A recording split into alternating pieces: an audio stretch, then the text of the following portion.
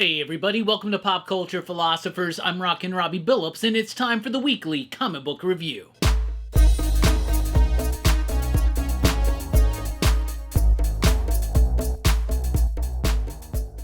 That's right, everybody. Thanks for checking out the video. I am Rockin' Robbie Billups. This is the weekly comic book review. It's the show where I read a lot of comic books and I let you know what I thought about them. But before we get into that, y'all, today is the 10th anniversary of Pop Culture Philosophers. That's right, 10 years of PCP. That's crazy. I'm recording this video on the evening of Tuesday, July 1st, 2025, and PCP officially launched on July 1st, 2015. 10 years here on YouTube talking about movies, comics, pop culture, and a whole lot more. We've got lots of fun planned throughout the rest of the month, including a big celebratory live stream at the end of the month. By the way, if you are a fan, or if you are a creator, or if you are anybody who wants to be a part of that celebratory 10-year anniversary stream, send me a clip telling me what PCP means to you,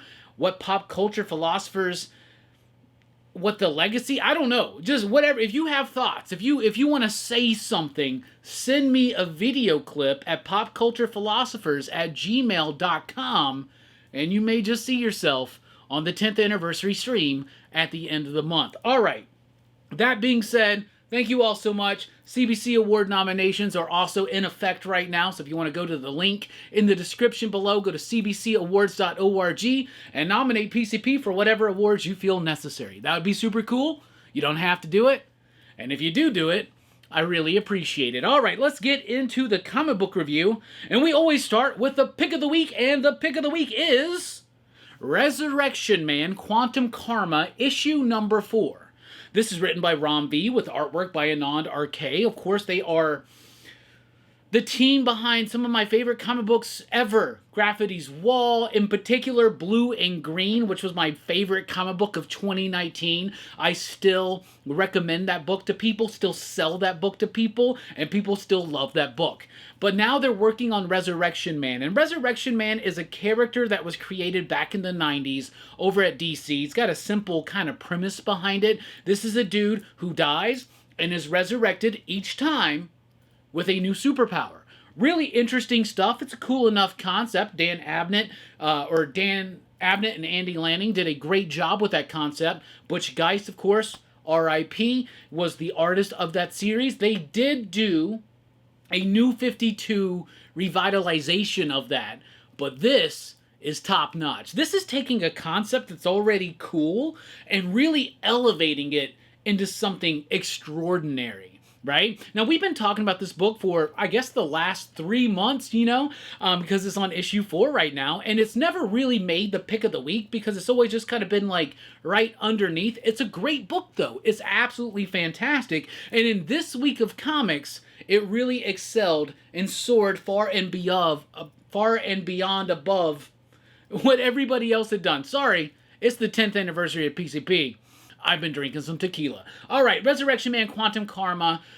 The way that Robbie is able to elevate this concept and this story and this character into truly new territory in a way that no other writer that I could think of would possibly do it, that's really exciting to me, and I really like this book. Anand RK's artwork is exceptional. It's got this, like, organic kind of quality to it. There's body horror in here. Like, David Cronenberg would read this book and be like, I gotta make this movie next. That's what would happen. This is really, really cool stuff. It's really great stuff. It's from DC Black Label, not necessarily tied into continuity, but in this issue in particular, it does tie all of these threads that Ram and Anand have been working with. It ties them all up into a way to really tribute to the original series and to embellish that concept, like I said, that character, the core of that book. Nobody's done it like Ram and Anand have here with Quantum Karma, issue number 4. Really solid stuff, a great book, and it's the pick of the week.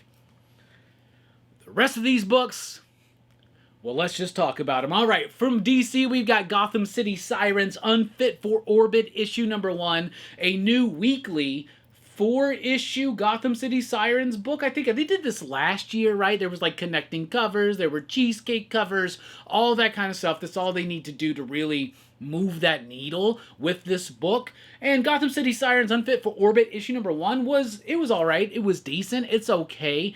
It's Catwoman, Harley Quinn, Poison Ivy teaming up again. There's an interesting enough premise behind it. The art's pretty decent, but it doesn't really super wow me or anything like that. It's just kind of all right. It's just kind of there. And judging by the way that this issue ends, it seems like our heroines are going to be into like kind of a cosmic kind of story. It's interesting enough, but at the same time, it's a little bit cheesy. It's not cheesy in a good way, right? Like Leah Williams is the writer here. She really does want to do like fun, transgressive comics in the mainstream, and I just don't think that's possible at Marvel or DC. I loved her work on Exterminators. Gotham City Sirens is fine, but I think that we could push this concept and this tone a little bit more forward. That's what I honestly think. Then we've got Absolute Green Lantern, issue number 4. Y'all, I don't like Al Ewing. I really don't. I don't know what it is. There's something about Al Ewing. There are bits about Al Ewing concepts that seem like they should be made straight for me. Like, for instance, he really dives into some esoteric concepts that I'm aware of, that I know about, and when I see them in the pages of something like Absolute Green Lantern, I acknowledge them. However, it just doesn't work for me, right? First of all, the artwork in Absolute Green Lantern has not been my favorite out of the Absolute books at all. I think I don't know. I just don't really like the artwork here, and I don't like the story, and I've been thinking about it, especially after reading issue number 4. I don't like the structure of this story. I don't like how we keep flashing back, flashing forward, doing all this kind of stuff structurally. It makes it not just a challenging book, but kind of a bullshit book. I don't really like it. There are elements of this story that I do enjoy. However, overall, I'm not really vibing with this, and I thought this was the worst issue yet. Al Ewing's got some great concepts. He's got some great ideas, but the follow-through, the execution doesn't work for me. It almost feels like he's smelling his own farts. All right, moving on. We got JSA issue number 9. It's an all right issue of JSA. JSA by Jeff Lemire. You would expect that I would like this book more than I actually do, but I don't. You know, the last 2 issues I really did enjoy. But now, the regular series artist is back. Who is it? It's, Ortega or whatever. I just don't like this guy's art on this book. It just doesn't really quite work for me. The story's all right. It's kind of all over the place. There are interesting things that are being done here, but this is not a new reader-friendly book. And I know that we're talking about issue number 9, but starting at issue number 1, it hasn't been a new reader-friendly book. And here's the thing. There hasn't been a proper JSA book for a while. You need to make it interesting to new readers. You need to be able to bring them in. This is something that feels like it rewards diehard JSA fans, and there's nothing wrong with that, but like, I'm sorry, but like the 520 of you that are out there, it's just not enough to make this interesting enough for everybody. Now, I am also a diehard JSA fan. I love the Jeff Johns run, for instance. This has elements of that, but it doesn't quite work 100%, though the ending of this issue was pretty solid, but the art, I didn't really like it. Then we got Justice League versus Godzilla versus Kong, Part 2, issue number 2.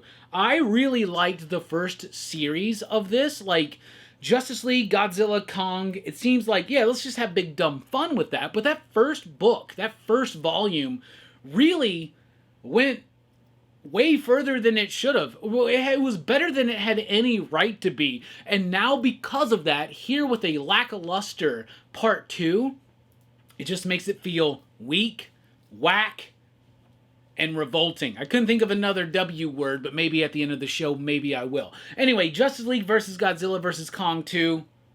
It was It wasn't as good as the first part, and it wasn't as good as Volume 1. So it was just okay. Speaking of Godzilla, let's jump over to Marvel. Godzilla vs. Thor is here, the latest one-shot of Godzilla going up against the Marvel Universe, right? We've had a series of these, and it's rather clever how each one is kind of focused on the style of comics of the decade. So the first one, for instance, was Godzilla vs. Fantastic Four. It was very much 60s Kirby energy. The second one was Godzilla vs. Hulk, very much the 70s. Spider-Man, the 80s. X-Men, the 90s. Avengers, the 2000s. Now we're in the 2010s, the modern era, if you will, with Godzilla vs. Thor. It's written by Jason Aaron, with artwork by Aaron Cutter. The artwork is the best of these series outside of Godzilla vs. Amazing Spider-Man, because that one was pretty freaking good. That was my favorite of the series so far. This one, though, has a lot of tie-ins to Jason Aaron's Thor run, and honestly, oddly enough, even into his Punisher run. So I liked this issue. I thought it was solid. I thought it was the best Marvel comic of the week. I liked it, and now we're building into the 5-issue series, I believe, of Godzilla, versus the entire Marvel Universe or some shit like that. Destroys the Marvel Universe. Yeah, that makes sense. This one was alright. If you're a big Jason Aaron Thor fan, you're going to see a lot of callbacks here. Like I said, callbacks to his Punisher run. And the book itself wasn't that bad. Then we've got Captain America issue number 1, a new launch of a new Captain America book, written by Chip Zdarsky with artwork by Valerio Skitty. It's okay. Skitty's artwork is good. It's like looser or maybe more frantic than some of his artwork I've seen before, but that's fine. But it was really honestly the story that really didn't grab me. This is your moment. You got a number 1 issue of a major character, Captain America, right? You need to pull in the audience, do some exciting stuff, establish a status quo, and then this is how I think you do a mainstream number 1 comic, right? You have good artwork, you have big, bold action sequences, you do the familiar, you let everybody know the current status quo, and then you throw a wrench in it to have everybody wanting to come back for the second issue. Does that happen here in issue number 1 of Chip Zdarsky's Captain America? Ha! Fuck no, it doesn't. It really doesn't. This book wasn't that great. I didn't like it. One of the problems with this book to me is the choice to make this book set in the first year, basically, of Captain America after his revival, right? When Captain America woke back up from the ice after being in suspended animation since World War II, that's what we're building with here, and it's interesting enough, but I'm like, I don't want to read this story. I just want to read Captain America on a bike fighting bad guys in the modern era. That's what I want. I want the book. I want a Captain America book to feel like Bourne Identity. That's what I want. Does this book do that? No. It doesn't. So it didn't work for me. Maybe it works for you. I don't know. Are you the world's biggest Captain America fan? Maybe you should check it out. Let me know what you feel in the comments. Then we got Bring On the Bad Guys, Green Goblin issue number 1, the latest in a series of one-shots that does kind of have an ongoing thread. So we've already had the Bring On the Bad Guys Doom one-shot, written by Mark Guggenheim, that set up this Sister Sorrow character who's like an apprentice of sorts to Mephisto. Mephisto's trying to get this artifact that's going to allow him to control every soul on Earth. And I was like, okay, so this is going to be a series of one-shots focusing in on villains in the Marvel Universe that's going to continue that story. No. That's not what this is. So there is a Green Lantern story, or a Green Goblin story here that's actually pretty decent. It's not that bad. It's written by Ethan Parker and Griffin Sheridan with Matteo Delle Fonte on the artwork. And to be honest with you, I really liked the Green Goblin story. Norman Osborn is one of my favorite Marvel supervillains. I really love the Green Goblin, and this is telling us the tale of him making a deal with Mephisto, and also it's showing us Norman's first actual kill. So that's cool. I really liked the book. I thought it was decent. And then there is a backup story, and the backup story is written by Mark Guggenheim, and the backup story is kind of the origin of Sister Sorrow, and that's the bit that's continuing the whole Soul Forge thread, or whatever the hell they call it. It's alright. It's decent. It's got a great cover by Lee Bermejo. I thought that was pretty decent. All right. Then we got Wolverines and Deadpools, issue number 1, start of a new miniseries written by Cody Ziegler with Wolverine and Laura Kinney, the other Wolverine, and Deadpool and his daughter, the other Deadpool, teaming up on a mission.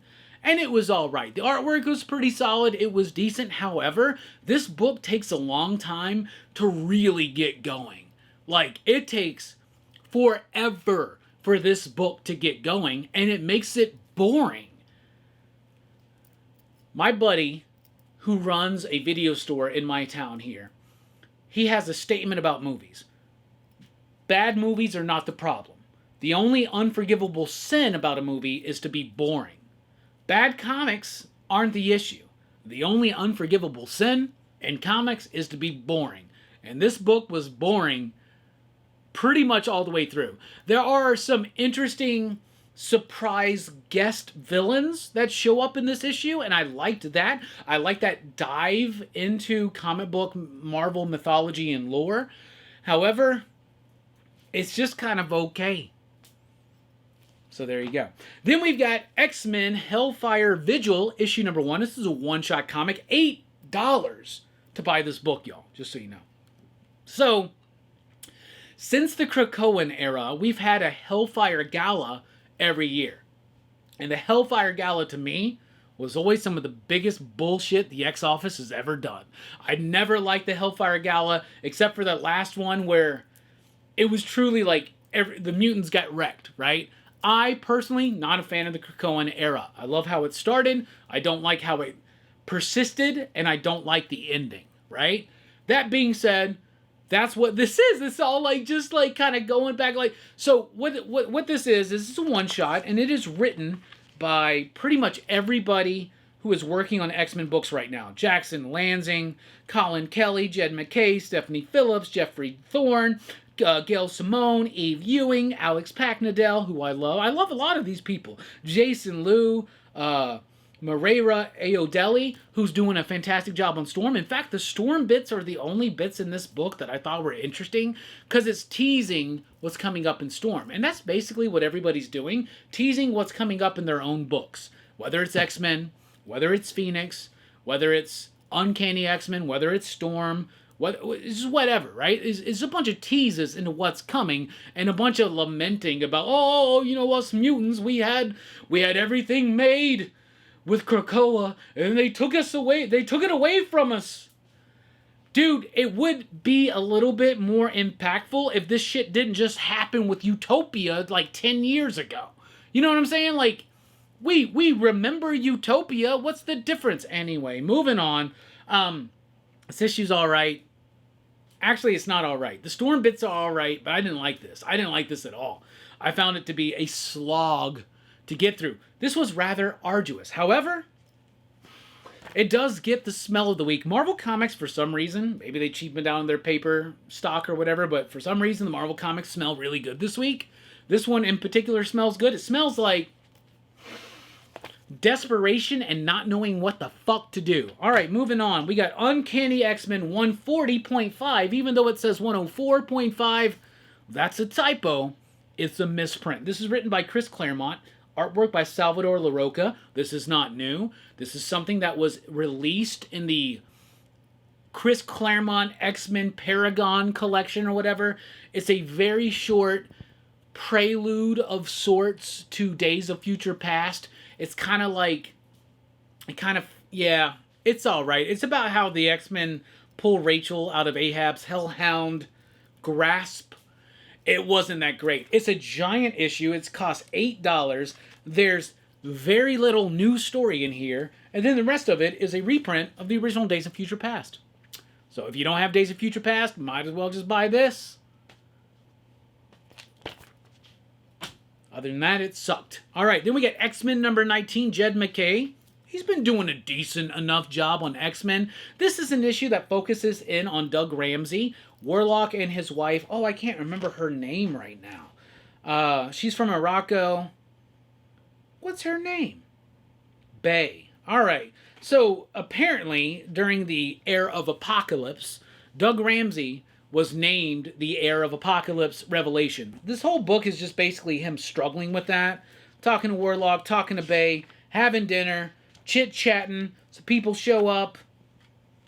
It wasn't that great. It wasn't that great. I guess it's setting up. I guess Doug and his crew are coming into the pages of Jed MacKay's X-Men. I mean, obviously, it literally just happened here in issue number 19. So I guess it's set up for what's to come. It was interesting enough, but for the most part, didn't really do much for me. Then we got Amazing Spider-Man issue number 7. Joe Kelly's been doing a good job on Amazing Spider-Man so far, especially since the relaunch. I had some issues about John Romita Jr. being picked yet again as an ongoing Spider-Man artist. He just is not the right artist to follow up Pepe Larraz, especially with an arc that's the Black Cat's a big part of. Like, I like John Romita Jr., okay? I really do. Very soon you'll be seeing our John Romita Jr., Klaus Janson, Punisher Warzone, Marvel in the 90s coming out. I like this new character of Hellfire. He's interesting enough, but the story starts falling flat. And as much as I love JR, I would never, ever accuse John Romita Jr. of drawing sexy women. So if this is a book introducing a new villain that has Black Cat in it, maybe Pepe would have been the better artist to pick for this. Or somebody whose style is a little bit closer to Pepe. However, it just falls a little bit flat, artistically and story-wise here in Amazing Spider-Man issue number 7. Then we've got Ultimate Wolverine issue number 7. It's alright. Ultimate Wolverine, in the Ultimate Universe, this new Ultimate Universe, Wolverine is the Winter Soldier. He's been pulled out of that. His brainwashing is gone. He remembers who he is. And this is mostly him. And so I feel like Ultimate Wolverine is a response to fans' complaints about Ultimate X-Men. Ultimate X-Men by Peach Momoko, which is a really great book right now, but it's not your father's X-Men. And it's not your granddad's X-Men. It's an X-Men unlike anything we've ever seen. Different characters, different focuses, different art, different pace, different structure. And I like it for that. That's what the Ultimate books are supposed to be, is different, right? But I feel like a lot of people are like, yo, Ultimate X-Men, yo, where's my Wolverine? Where's my Wolverine? Where's my Cyclops? Where's my Gambit? Where are they at? Well, they're here in the pages of Ultimate Wolverine. Well, Cyclops isn't here, but there are others. Anyway, more of your familiar X characters in this new Ultimate Universe arrive in Ultimate Wolverine, and it's just kind of okay. Now Wolverine's unbrainwashed. He's hanging around with Kitty Pryde and a few of the other X-Men. Where's my Kitty Pryde? Where's my Gambit? Where's my Beast? By the way, in this Ultimate Universe, Beast has blue fur. If I wrote this book, or if I was the editor of this book, I would be like, okay, Beast should be human because the events that led him to experiment on himself never happened. Let's do it differently. Instead, it's like, this book is literally being like, all you assholes who like complained about Ultimate X-Men, here's your X-Men books. You guys remember Gambit? You remember Sabretooth? You remember Omega Red and Magic and Colossus? Man, we really like them guys, so we're going to put them in this book. It's insulting. Let's jump over to Image. And from Image Comics, we have Gehenna Naked Aggression issue number 1. This is a book that really wants to be in the vein of something like Gun Honey, which is just fun, ridiculous, and sexy. This book doesn't really carry out what I think it wants to do. It even has a polybagged, not safe for work cover by Maria Lovett, which is probably not that great of a cover. Anyway, that being said, this book was just kind of okay. It's written by Patrick Kinlon, who I think, so he was the writer of Frontiersman and Antioch, and I feel like maybe this book is meant to be in that world, which was supposed to be like a shared superhero universe that was new and bold and different, but it wasn't any of those things. Like, it had bits that were okay, but most of us don't even remember that now. But this is really, I think, trying to focus on TNA, badass women in comics, but it doesn't really work. It's okay. The art's decent enough. It's got this, like, fluid, wonky type style that I don't think works for this type of project or for the types of people that are going to want to jump into this book. I think a lot of people are going to be disappointed. It's about this woman. She's trying to go kill some bad guy. He's not there. She kidnaps his son instead. It's just a kind of a big chase issue or whatever. It didn't really work. It didn't really land. I didn't like it. So there you go. All right, then we got Sisterhood, issue number 1. This is a Hyde Street story.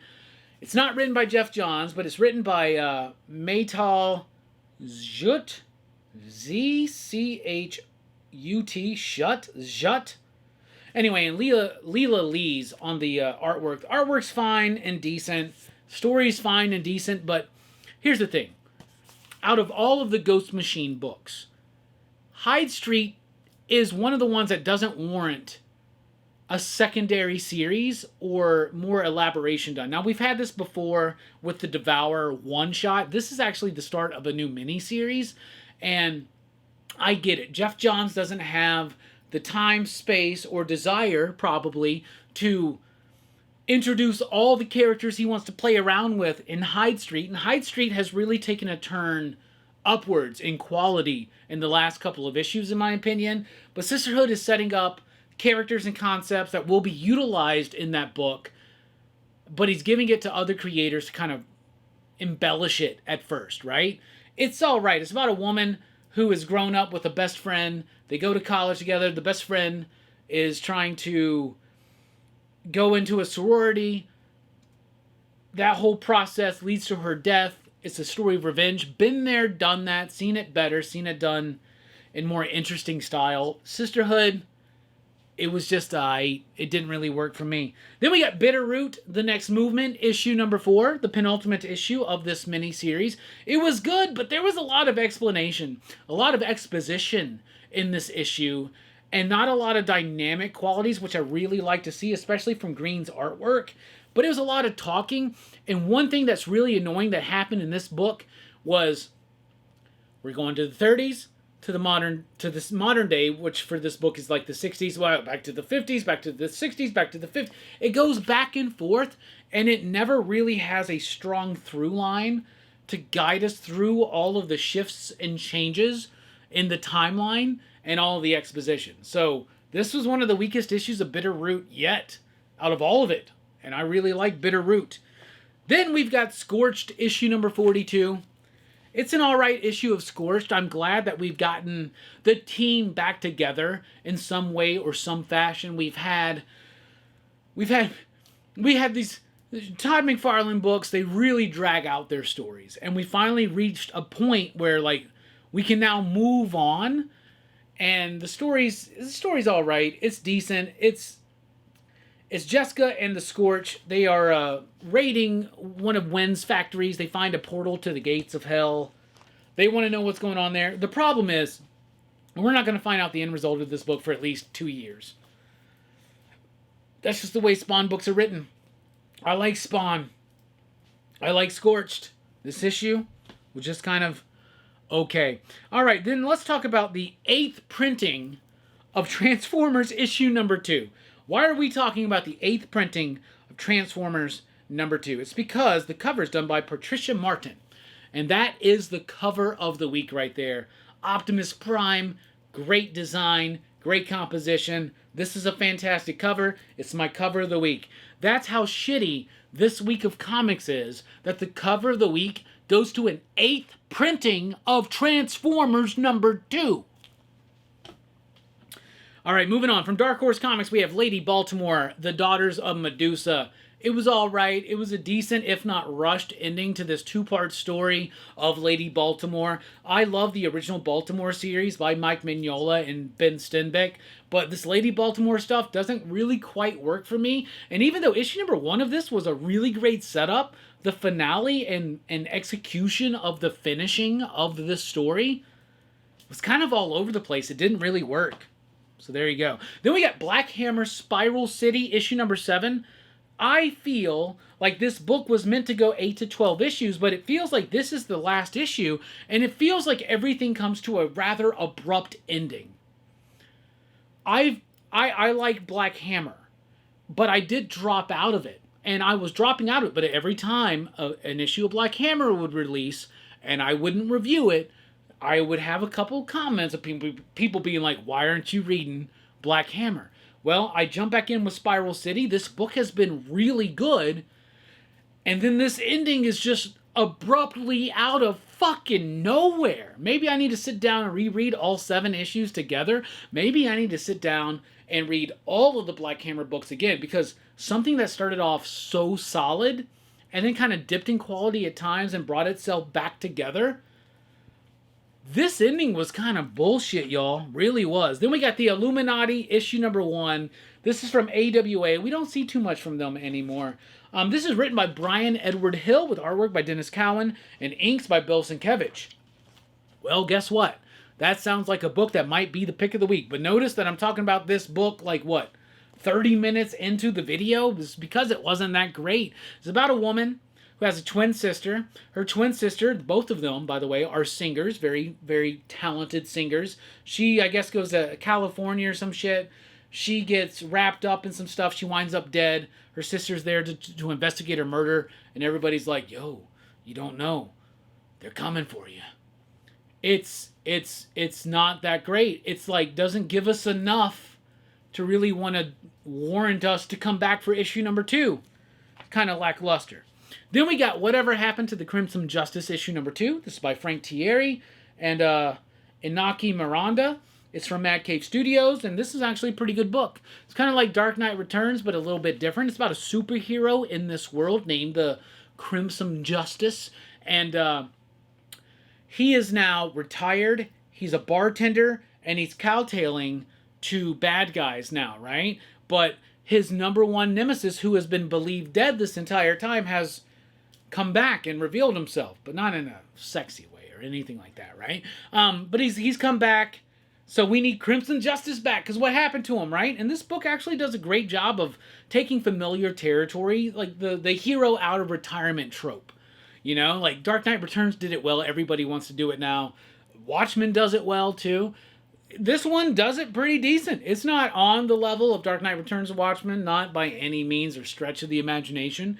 But it was one of the more consistent comics of this week. So, hell, that's what we got. So let's recap. Whatever Happened to the Crimson Justice issue number 2 was decent. Illuminati number 1 didn't really have enough for me. Black Hammer Spiral City felt like a really rushed out of nowhere ending. Lady Baltimore Daughters of Medusa number 2 was a dissatisfactory ending. That book needed more space. Cover of the week goes to Transformers number 2, 8th printing. It's a great cover.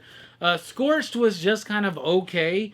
Bitter Root was just kind of okay. Lots of exposition. Sisterhood didn't really quite work for me. Gehenna, Naked Aggression has a target audience that it's going to completely miss. Like 100%. Ultimate Wolverine was kind of ultimately whack. Amazing Spider-Man wasn't that great. X-Men was just kind of okay. Uncanny X-Men 140.5 or 104.5 due to the misprint. Worthless. Hellfire Vigil. Smell of the week. Smells like, you know, like what I said. Wolverines and Deadpools was decent enough, but it took a long-ass time to get going. Bring on the Bad Guys Green Goblin, though. It was a really cool first look at the origins of the Green Goblin and the very first kill from Norman Osborn. So that was cool. Captain America, didn't really vibe with it. I wanted a lot more out of this book, to be honest with you. Godzilla vs. Thor, maybe the best Marvel book of the week, but that's not saying much. Then we got Justice League vs. Godzilla vs. Kong 2. Didn't really do much for me. JSA, didn't really do much for me. Absolute Green Lantern, I don't think I like Al Ewing. I don't think he likes me. I don't think I like him. You know what? We're okay. All right, Gotham City Sirens Unfit for Orbit was just kind of okay. And then Resurrection Man Quantum Karma, issue number 4, was the pick of the week. Thank God for Ram V and Anand RK and Mike Spicer. Yeah, Mike Spicer. If not for them, we may have had the first new comic book day in 9 years without a pick of the week. So there you go. All right, 10 years of PCP, not 10 years of the weekly comic book review. October marks 9 years of the weekly comic book review.